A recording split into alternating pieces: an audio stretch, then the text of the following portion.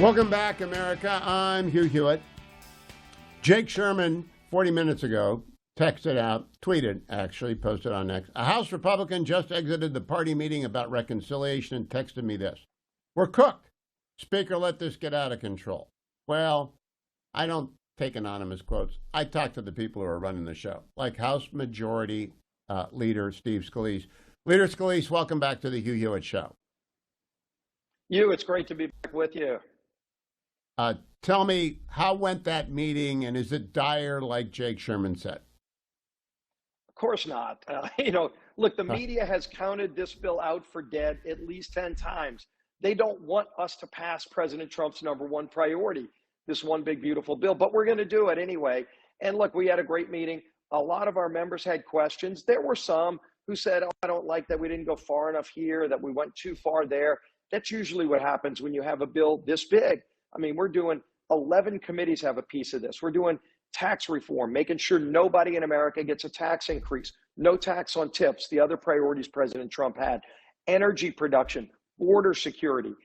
We're doing work requirements in the food stamp, SNAP program, work requirements in Medicaid, kicking illegals off of so many of these programs that has been needed to be done for years and years, by the way. We're fine doing it. So yeah, it's controversial.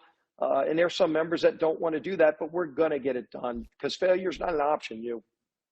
Now, I talked to August Pfluger earlier today. He's on Energy and Commerce. They set the record, 26 hours to get the markup done there. It's all open regular order, which is former Congressman John Campbell said to me yesterday, the marvelous thing is this is being done with regular order and in the open, and the bills are out and people are marking them up. There going to be some frayed tempers. You just take the weekend off and come back and finish on Monday? Or you're going to work around the weekend? Yeah, look, I mean, most of our members are going to go home tomorrow and go back to their districts. Hopefully they're going to hear from their districts that you better deliver on President Trump's agenda, the things that not only President Trump ran on, we all ran on this too. We said we were going to prevent a tax hike. We said we would secure the border, produce more American energy. Let's get our economy back on track. We do all that in this bill. But it's good to have everybody get back home for a few days. The speaker, myself, we're going to be on phone calls and in meetings through the weekend, resolving the final couple of pieces. On any big bill like this, you usually have a handful or less issues that are still unresolved that are going to get worked out. We're going to get them worked out by Monday, and we have to. Again, now, Leader Scalise, you got the closer. The closer's in the Middle East, and he's coming up. Do you need him yet, or is the closer going to be needed when the Senate and the House are together? Look, the closer has helped us every step of the way. When we had two different votes on the budget, which is the first half of reconciliation, we were 5 votes short on the day of the budget vote. President Trump directly called those members. He said, give me names. He called all 5 of them, got them to yes. That got us when we had a 2-vote margin. We could only lose 1 vote. We lost 1 vote. We didn't lose any more than that because President Trump closed those votes for us. And he wants to help every step of the way. Yes, he's out of the country now. He'll come back tomorrow.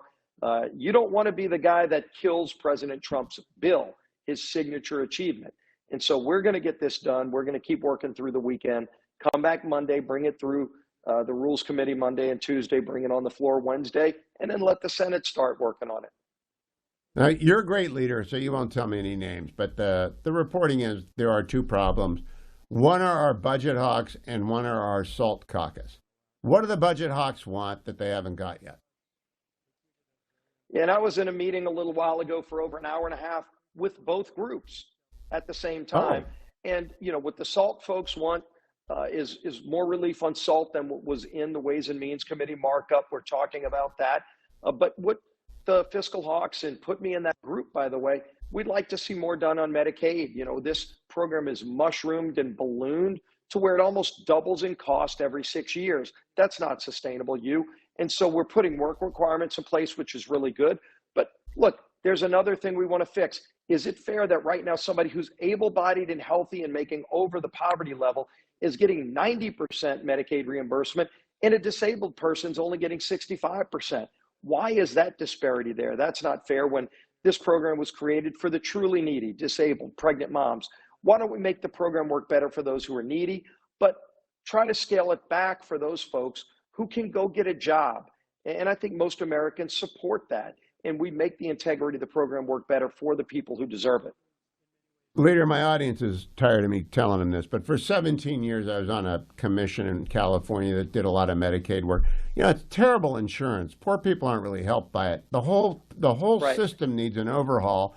And you and I can remember when Moynihan ran the Social Security thing with Reagan. Can we ever get a bipartisan group to go to work on Medicaid and make it work? Well, I wish we could. Right now, every Democrat is against anything President Trump does just because they hate President Trump. And by the way, the public is fed up with that. That's why the Democrat Party is in disarray. They don't have an agenda. They're just against Trump. But we're working it through budget reconciliation on making some of these reforms. I'd like us to give governors more flexibility. You know, the needs of California low-income people are very different than the needs of Louisiana low-income people. Yet it's a one-size-fits-all product. And by the way, it's bad for both states.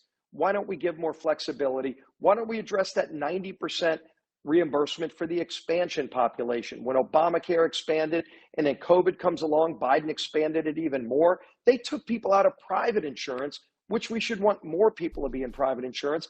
They took them out of private insurance and put them into Medicaid at 90% match. Why don't we fix that problem and get more people into private insurance? The work requirements, by the way, will start that process. Last question. The last thing I heard is that the SALT cap was up to 30 grand, which is a lot to me. It seems a lot to me. I left California because of their ridiculous taxes, but I'll live with anything that gets it over the line. Is that going to go up a little bit more? We're working with them, and look, it's really the total cost more than what the exact cap is. I mean, clearly different pieces of the cap, where it starts, is there a cap on people over 400,000? All of those things we're in negotiation over. But at the end of the day, what's going to be the total cost, and where do you pay for it? You know, the money doesn't fall out of the sky, and they recognize that too. We've got to figure out how to pay for each one of these reforms, and so we're going to get there. It's just taking a lot more time, but we've got a deadline of Monday to go to Rules Committee, so let's go get it done. We're going to work through the weekend. Leader Scalise, always good to talk to you. Always upbeat, always working, and I appreciate it. The guy from the SEC I actually like are Johnson and Scalise. They're the only two. The only two I trust from the SEC, at least from LSU land. Thank you, Leader Scalise. I'll be right back, America. Stay tuned. God bless you.